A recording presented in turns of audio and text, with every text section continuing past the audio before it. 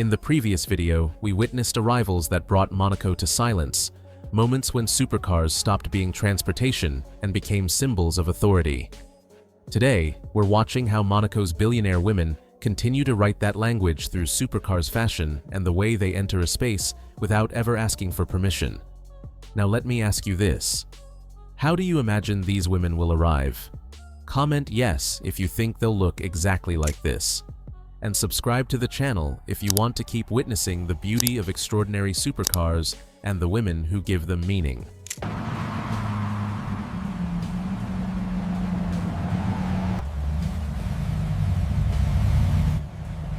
Before a single woman steps into view, Monaco is already listening. The streets feel narrower. The lights reflect differently. And then a supercar appears not to impress, but to signal that something precise is about to happen. These machines don't rush in. They glide controlled and deliberate, as if the city itself had already prepared space for them. At first glance, the design feels almost unreal. Do you think this is even a real car? The lines are too sharp, the proportions too balanced. Nothing seems accidental. And naturally, another question follows. Do you believe cars like this will truly exist in the future? In Monaco, that future feels closer than anywhere else. Watching these arrivals, you can't help but wonder how long it will be before we see machines like this on real streets. Or even deeper, can future technology truly create cars like this? Because here, these vehicles don't look experimental. They look inevitable. And that leads to the final thought that lingers in the air. Could this be the image of the supercar industry 10 or 20 years from now? In Monaco, the future doesn't announce itself. It arrives quietly on four wheels.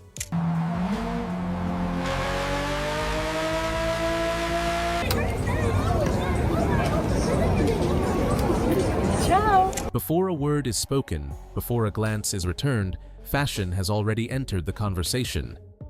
In Monaco, clothing is never decoration. It is positioning. After the supercar announces presence, fashion refines it. Nothing competes with the vehicle's silhouette. Nothing shouts for attention.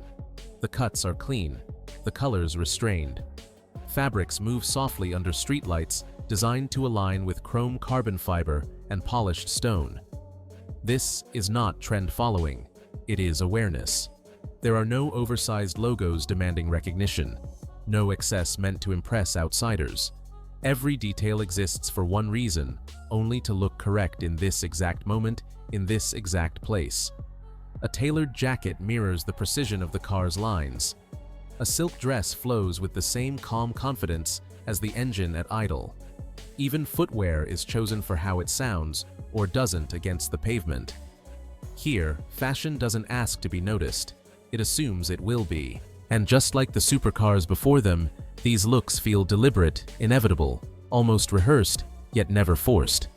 They tell the city that someone understands the rules without ever needing them explained. But then comes the real question. If fashion speaks before words, what happens when the woman herself finally appears?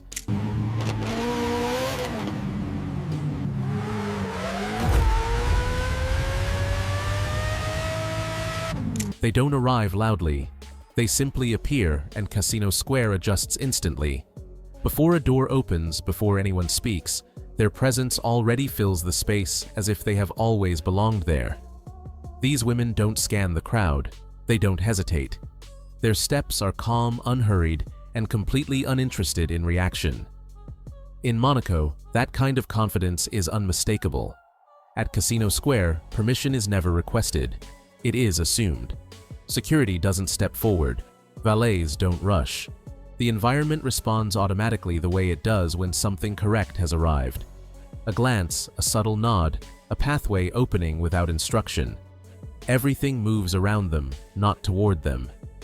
There is no performance here, no announcement. Their posture alone says they were expected. The silence surrounding them isn't emptiness, it's respect. Even the supercars behind them seem to pause, engines resting, as if acknowledging that their role is complete. These moments pass quickly, but they leave a mark. People remember the feeling, not the details. The stillness, the certainty, the effortlessness. Comment: Yes, if you felt that presence before she ever spoke.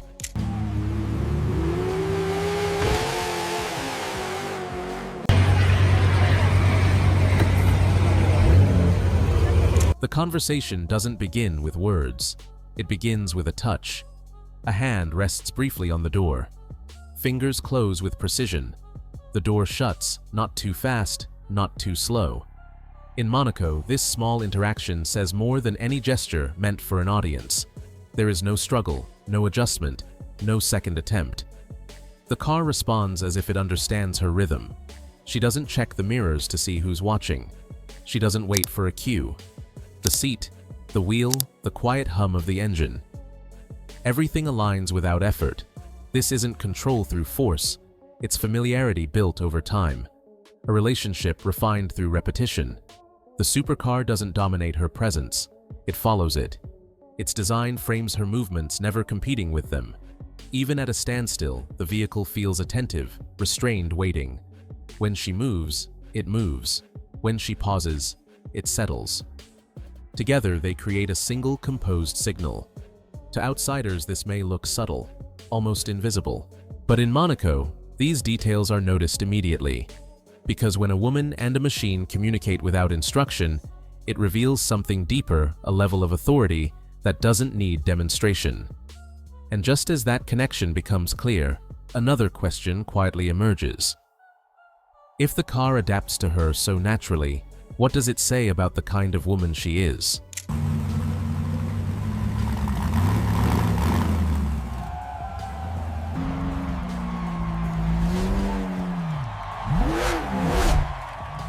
The car is never random. In Monaco, it is a reflection.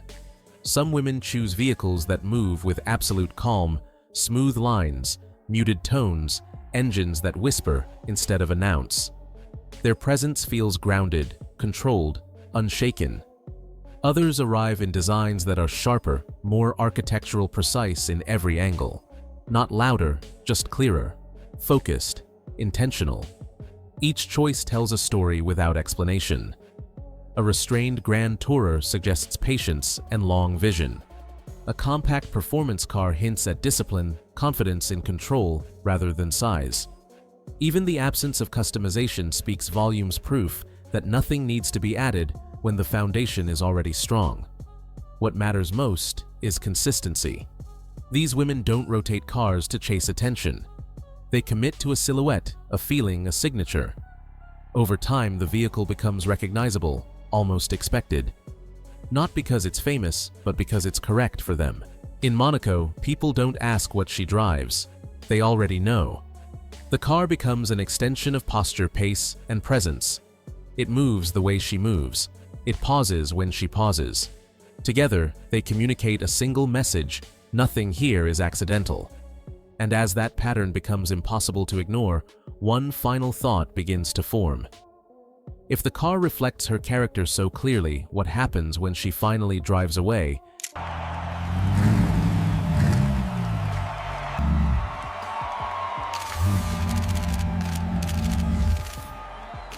The loudest moment comes after everything stops moving. It's the silence that remains. Once the woman steps away from the car and her presence settles into the space, the atmosphere shifts. People don't rush in. No one interrupts. Conversations soften without instruction. The area around her feels protected not by barriers, but by shared understanding. This silence isn't empty. It's structured. It creates distance without rejection and order without command. In Monaco, that kind of space belongs to those whose authority needs no explanation. Security observes but doesn't interfere. Valets remain still. Even passers-by sense exactly where not to stand. Nothing is rehearsed. No signals are exchanged. The environment responds naturally, as if this pattern has repeated enough times to become law.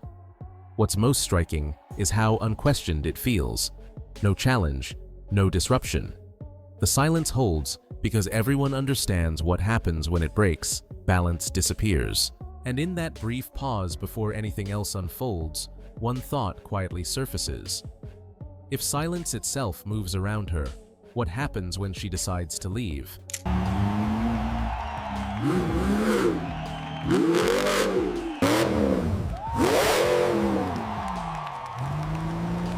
The departure is never dramatic. That's exactly why it's remembered. When she returns to the car, nothing needs to be adjusted. The door closes softly. The engine responds without urgency. The supercar doesn't surge forward. It flows, carrying her away with the same restraint that marked her arrival. In Monaco, leaving loudly would suggest impatience. Control is shown by how little is disturbed. The car moves as if it already knows the route, the timing, the moment to disappear. Streetlights slide across polished surfaces. Reflections fade.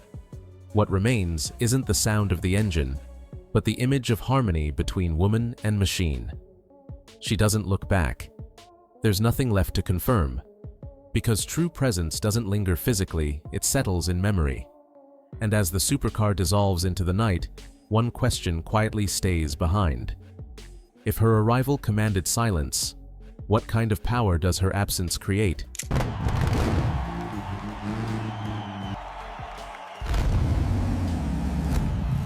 In Monaco, supercars are never just machines, and women are never merely observers.